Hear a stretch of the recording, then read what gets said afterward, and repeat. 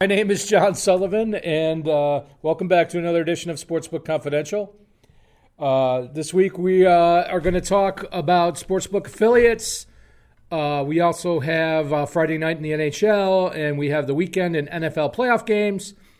And, of course, on Monday night we have the college football BCS National Championship game. And great to be back with you.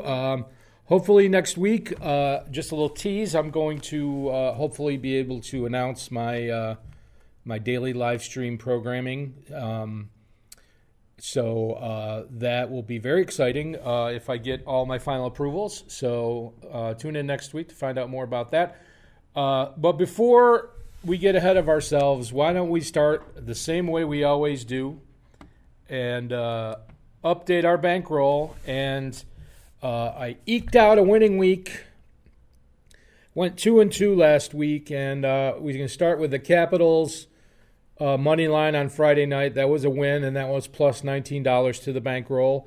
As I've said before, if you get, Capitals are one of the top 2 or 3 teams in the league, and if you get them any night at plus money, plus odds, that's a very attractive wager to take, and I usually do. On Saturday, we had the Bills under 44, and that was a winner for us. If the Texans had actually scored a touchdown in overtime, that would have pushed. I couldn't, when it went to overtime, I could not lose the wager. I could only either win or tie. But what a disappointing game for the Bills. A disappointing way for it to finish. What a positive season they had. And the Texans to move on to the next round. And then we had the Eagles over, and that was a loser for us. I believe it was over 45. And, of course, Carson Wentz went down in the first quarter. I believe it was a concussion. And Josh McCown came in to finish the game. And, obviously, that changed the type of game it was going to be. It was going to be a grinded out, possess the ball, and eat clock kind of game. So there was not much I could do there. Minus $16 to the bankroll. And then the Saints and Vikings over. I took them over 52 because I thought this was going to be an offensive explosion. And it ended up being an overtime game, 26-20, minus $16 to the bankroll. That's 46. We had over 52. It's interesting how one play can really shape the outcome of a game. In this game, the Saints had a chance to kick a field goal as time expired in the first half, and I believe it was a fairly, close field goal. I think it was 43 yards or 37 yards or something like that, and they missed it indoors at home, and that would have made the score 13-13, which it would have made it a one-score game going into the fourth quarter with both teams wanting to score, as opposed to the Vikings actually leading by 10 going into the fourth quarter and then eating 8 minutes off the clock in the fourth quarter, preserving their 10-point lead. That would have shaped the game tremendously different, just that one play. So it's interesting how that can affect the game, and that's what happens sometimes. It doesn't go the way you think it's going to go, and that's the uniqueness of the sports betting puzzle we talk about every week. We try to predict what's going to happen, but we don't always know. So anyway, if you do the math, it's a huge profit of $2 to the bankroll, $469. Our bet size remains $16 as we divide by 30 because we are selective sports bettors, and we don't place too many wagers each week going forward. So that is it for the bankroll update, and now we're going to do a quick sportsbook lesson, which is actually a review. Last year, I did a sportsbook lesson on sportsbook affiliates, and the show was uploaded, and we lost the audio, and I could not recover the audio, which I'm sure was completely my fault. But I decided to do the review because I've had a couple of requests for me to talk about it. So let's get into it right now. And what is a sportsbook affiliate? Well, an affiliate is a party that enters into agreement with a sports book, it's usually a marketing agreement. It's almost always a marketing agreement where the party, whether it's a website or an individual or a company, enters into an arrangement with the sports book to help generate interest in the sports book and ultimately bring new business to the sports book. Most affiliates are paid for referring new clients to that sports book, and that's how the agreement usually works. They get compensated for bringing new clients to the sports book, and those clients, in order to get an official referral or reward, most times those new clients have to deposit real money onto the website of the sportsbook. This doesn't really apply often to brick and mortar sports books like the Del Lago over here, the DraftKings at Del Lago. Now, when DraftKings goes online, which will probably happen in about 2 years, sorry, New York, but then you will see websites pop up and say, New York sports betting, learn how to bet sports in New York, and they'll have referrals to all the New York sports books. And the good news is, when we do have online sports betting here in New York, that we will have 3 or 4 at least different sports books to choose from when we bet online. So that'll be nice. But you will see the affiliates pop up when that happens. So now affiliates are usually compensated in one of 2 ways. They either get a flat rate for a referral. If somebody signs up through their affiliate system, usually they'll give you a code or a link to click on. And if you sign up through that link or you put in the code when you sign up, that person gets credit for the referral. And if you deposit real money, they'll get a flat rate, like, say, $25 for every person they refer. And it's a one-time thing. Once you deposit, they get their referral, and that's it. And I have CPA there in parentheses. That's cost per acquisition. Or some share-based revenue based on revenue generated by a new client. And I'm going to talk about, I was affiliate at one time for, I've actually been, I haven't been an affiliate in poker, but back when online poker was big, I had a poker blog, and I was paid to advertise poker sites on my blog. They paid me money to put ads on my blog, and that was not really an affiliate. That was an advertising arrangement. However, when I played fantasy sports for a living, I was an affiliate, and I did receive revenue, but it was not, it was based on the user's activity. It was not based on their wins or losses. And it brings me to this last point here. Since losing generates revenue, it is in the affiliate's financial interest to help you lose. And I'm going to say the difference between DFS and sports betting. In DFS, your affiliate income is based on how much the users pay in entry fees. It doesn't matter if they win or lose. And so there's no, I ran a couple of different websites during those years I did that, and I wanted my customers to win, because if they win, they would keep playing. And my affiliates, my referrals to win. So I tried to help them any way I could to win. And then the contests got so big, they became basically lottery games, and it really didn't make sense to try and, it was all about who had the biggest bankroll. It wasn't about who was the best strategist necessarily. But in sports books, affiliates that get paid revenue share, it's how much revenue their clients generate for the site, and the only way they generate revenue is by losing. So people that offer continual content that are affiliates are going to give you things to do that will help you lose money. It's not systematic evil things, but they'll tell you to play parlays. They'll tell you to make long shot bets that often fail.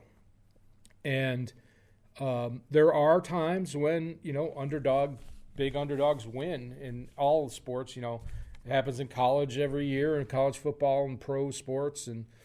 But these affiliates will want you to try and place a bet on everything. Oh, we've got five games in the NBA tonight. Here are our 5 picks. You're looking, at least, through my eyes, you're looking for one value play, maybe 2 on a 5-game schedule.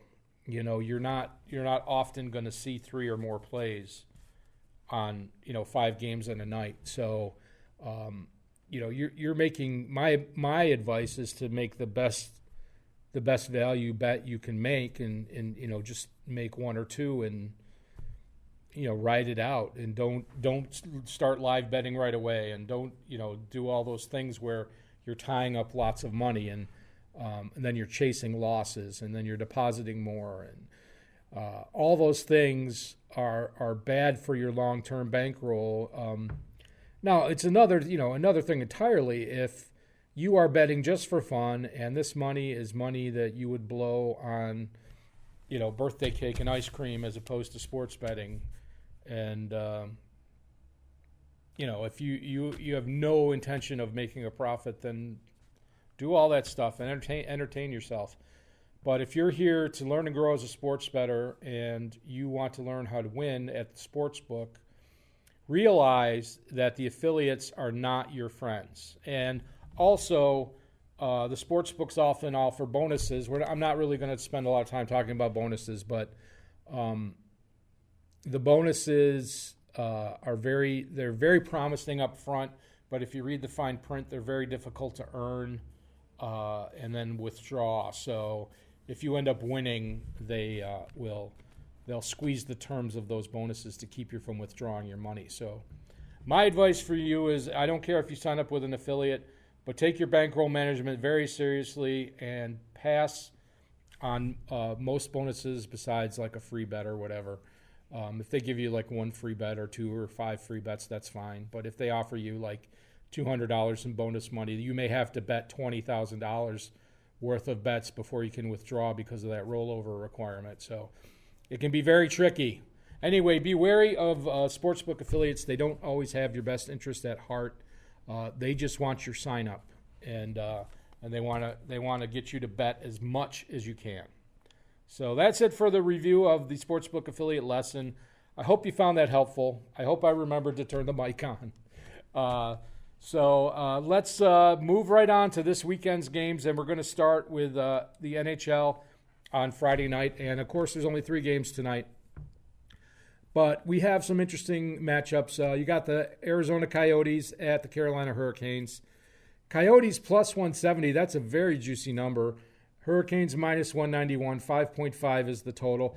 This would depend on the goalie matchup for me. If Mrazek is not playing for Carolina, I would hop all over the Coyotes here. Coyotes are on an East Coast road trip, and that wears you down, and you don't get good night's sleep, and you get tired. Hurricanes in the middle of a homestand, although they have not played very well.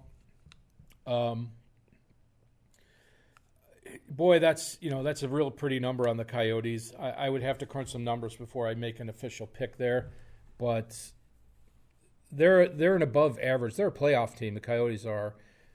Both of these teams, Hurricanes are like a top 6 or top 8 team in the NHL. Coyotes are like a top 10 team in the NHL, and that disparity is pretty big. Senators at the Red Wings, you've got 2 teams at the bottom. The Senators have pretty awesome offensive talent. Unfortunately, they give up as many goals as they get. The Red Wings try to play more of a shutdown. They try to win 3-2. Their goaltending has been great lately. Bernier has been their top goaltender. Jimmy Howard's been injured. I don't know if Bernier is not going today. I really like the Senators here. 6.5 is the total. It depends who's goaltending for the Senators on the over-under there. But the game I like the most here is the Penguins at the Avalanche. And, of course, the Penguins have been without Sidney Crosby for a few months. And the Avalanche are back home after a road trip. And both of these teams have good goaltending, above average goaltending. But the Penguins have probably have, in my opinion, the top two goaltending, the best goaltending duo in the league right now with Matt Murray and Tristan Jarry. Grubauer is a very good goalie for Colorado. This game would be very close, but Pittsburgh has been scoring goals. Malkin has really stepped up his game. The first few months of the season, he was very out of sorts. I even think he took like a personal leave for like a week or 10 days in December. I can't remember exactly when it was, but since he's been back, he has been playing lights out. He's just been playing very well. This team has really gelled, and when they get Crosby back, they're just going to get better. Penguins at plus 132, pretty much, as long as they're not playing back-to-back nights, that's a really juicy number for that. So I like the Penguins in that matchup. So we'll see which one makes the cut at the end of the show. But let's move on to Saturday and Sunday. And we've got the NFL Divisional Playoffs, and all four of the home teams are favored. You've got first Saturday, the Vikings at the 49ers. Niners -7. 44 is the over-under. So the numbers in parentheses, for those of you that don't watch the show regularly, are my models, picks for the game. And I use those numbers to measure whether there's value on the sportsbook lines. And so my model says 49ers -4.73 and 46.98 would be the average total. So we like the over here. You're not expecting there to be bad weather at all. The Vikings have been getting healthier and healthier. They do have to go out to San Francisco to play this game, and San Francisco has a really good defense, but they've gotten into some shootout games, and even if San Francisco goes up 21-0, you're looking at 24 more points the rest of the game, and Minnesota is going to try to extend the game and score as many points as they can. So 44 is a pretty easy number to beat here. You have to respect the San Francisco defense. You wonder how Dalvin Cook is going to be able to rush. I mean, he looked really good against the Saints last week. I hope they open things up and get some big plays going and get the over. I think that's the play there. Titans at Ravens. Ravens -10, 46.5. I have the Ravens at 8.4 and 46.06. So the total's right on. The thing here is you've got the Titans with Derrick Henry and Tannehill, who's been playing outstanding this year, and he hasn't had one of those awful games that he used to have all the time with the Dolphins, although this could be coming soon. You would think that Vrabel, the coach of the Titans, would want to shorten the game and run a lot. Derrick Henry and Deion Lewis and, throw it down the field, occasionally A.J. Brown, like a deep ball every once in a while, and even have Tannehill, maybe run once in a bit, and try to keep the Ravens to the ground. And, it's Lamar Jackson, who's the MVP of the league, of course, could be looking like he's going to run and then stop and chuck it. That's going to be a difficult task for the Titans. But if they can play, this is the coach's gambit. Do you want to force Lamar Jackson to throw the ball as much as possible, or do you want to force Lamar Jackson to run the ball as much as possible? I feel like with Ingram not 100%, that you play, tight coverage, pass coverage, and try to get them to run the ball and shorten the game and keep the clock moving and keep the clock rolling and make it a one-possession game. And if you get up 14, you really want to slow the game down. So I kind of like the Titans at +10. That's juiced pretty high. It'd be interesting to see where that line goes in the next day or so. But if that got to 11, Boy, the Titans would be a good pick there, I think. And then on Sunday, you got the Texans at the Chiefs. Chiefs minus 10, 51. I have it at minus 10.5 and 50.86, so it's right there. This is also juiced heavily for the Texans at plus 10. The Texans have a little easier task against the Chiefs of the defense. I think points will be scored here. The big question, of course, you don't really know. I don't really know what the weather is off the top of my head. But, how many points can the Texans score to keep up with the Chiefs? That's the question here. And I think if you got this down to 8.5 or 8, I would really like the Chiefs here. They've been rested. They're going to be on top of the field conditions.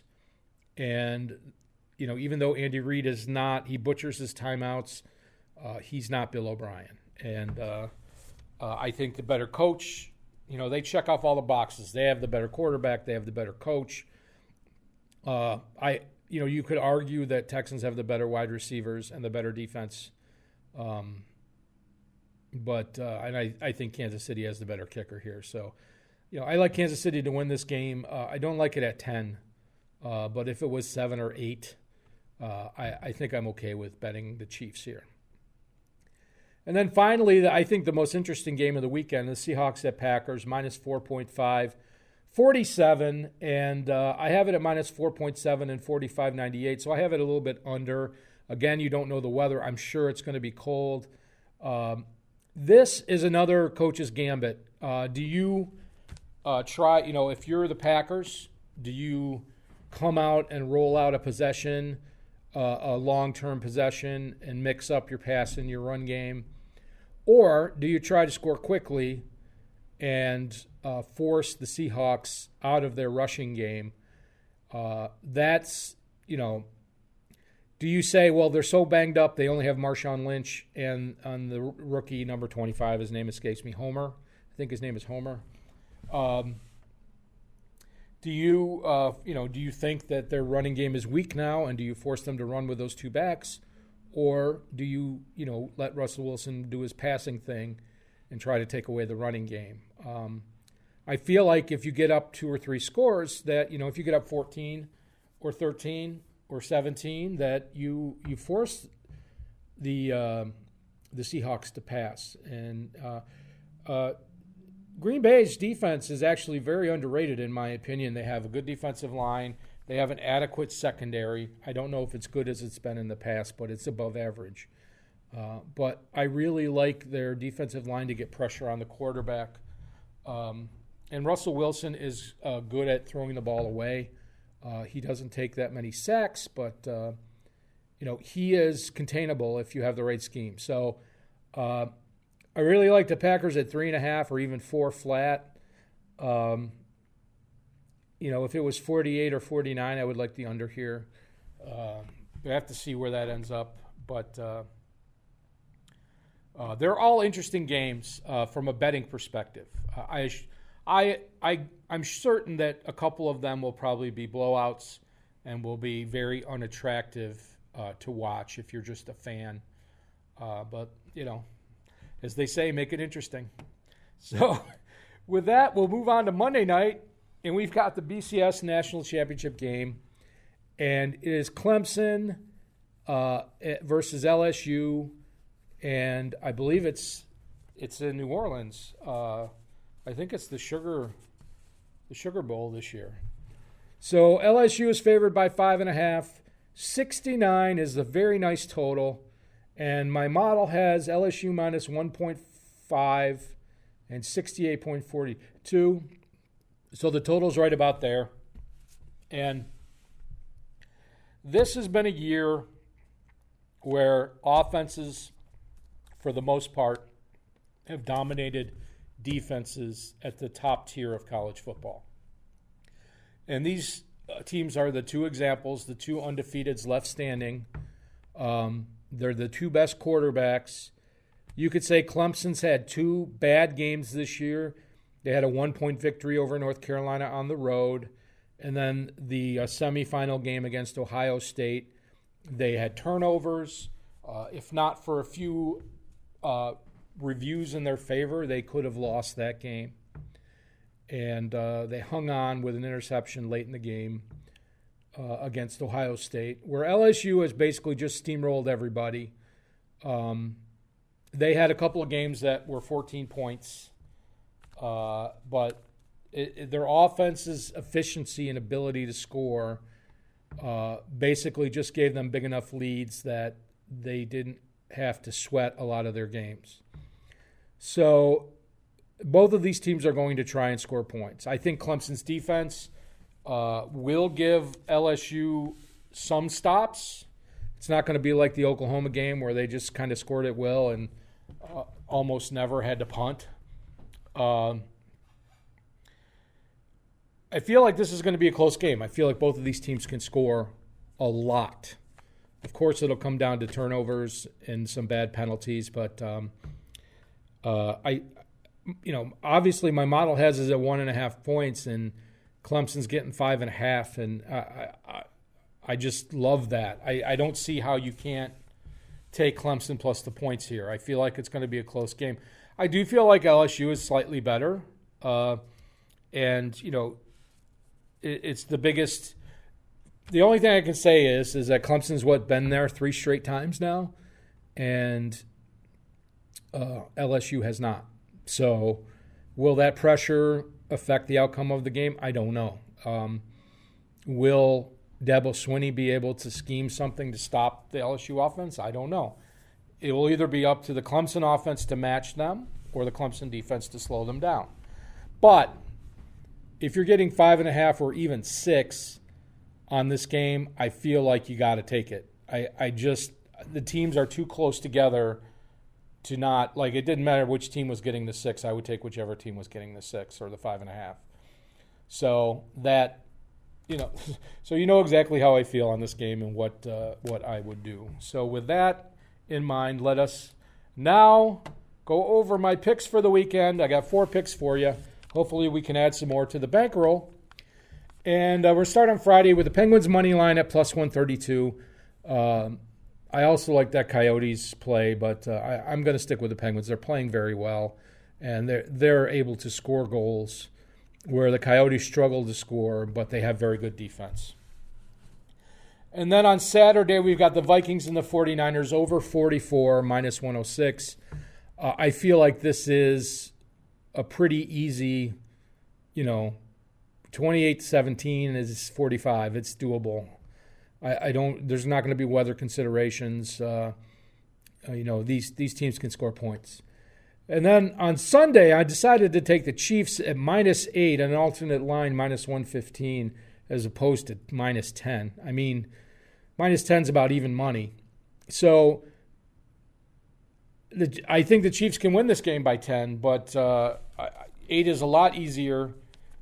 You would think that they would add an extra score at the end, whether it be a field goal or whatever.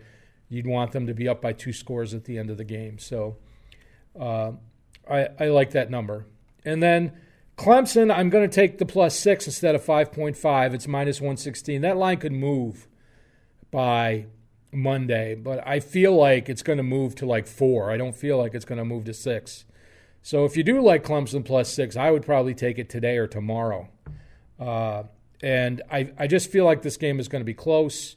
It could even be a backdoor cover at the end where they, score a touchdown to get it down by 3 or whatever. And, Clemson could win outright. Maybe sprinkle a little on Clemson to win straight up. But I think plus 6 is a very good number to cover with, and I think that's a good bet. So that's going to do it today. Thanks for tuning in. I hope you got something out of our lesson review and all the games this weekend. We'll have more NFL playoffs next week, more NHL, and we'll start to unravel some plans for the new year and maybe start covering new sports then. So hope you catch us next time. So I'm going to play the outro music for you. Take care, everybody, and we'll see you then. Good luck. Watch the games.